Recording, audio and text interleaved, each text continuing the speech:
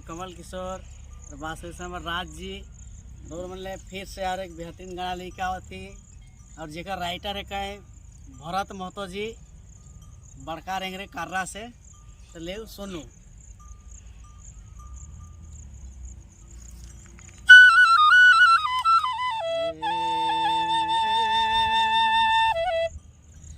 कहे बोदे तोड़ी देली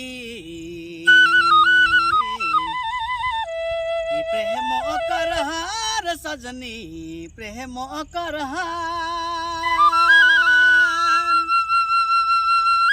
सावरो राती बिना राती लाखे जिंदगी अंधार सुना लागेला संसार सुना लागेला संसार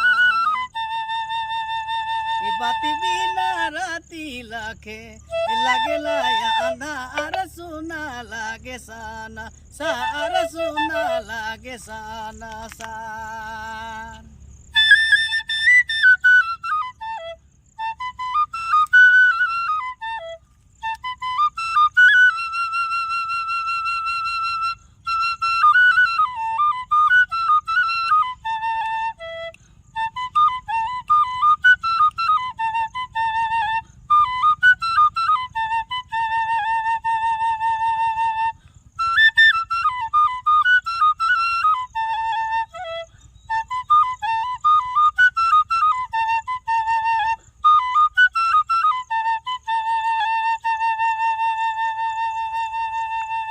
जिंदगी में आली बनी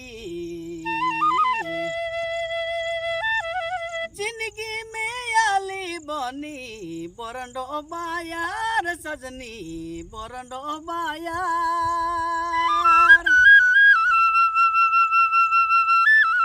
सावरो ले गेली तना मन जीवन आधार सुना लागेला संसार सुना लागेला संसार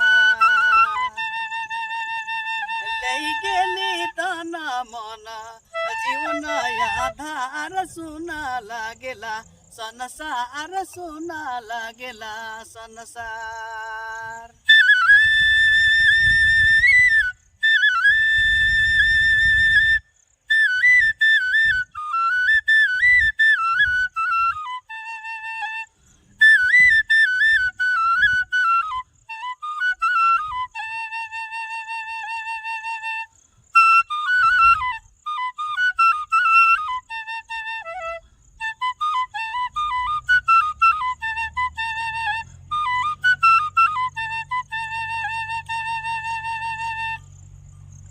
प्रीति कर डोंगा डूबा प्रीति कर डोंगा डूबल भवर मजादार सजनी भवर मजादार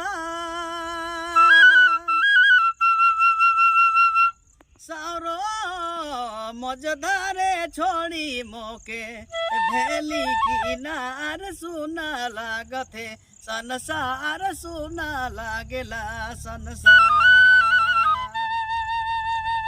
मजदारे छोड़ी मोके भेली किनार सुना लागेला संसार सुना लागेला संसार।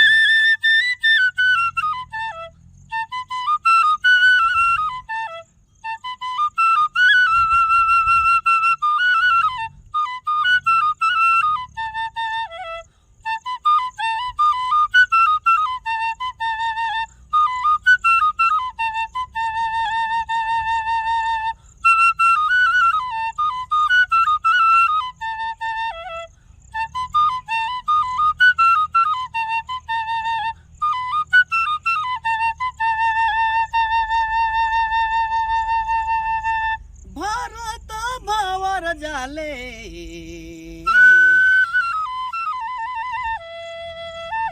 भरत भवर जाले बजली बेकार।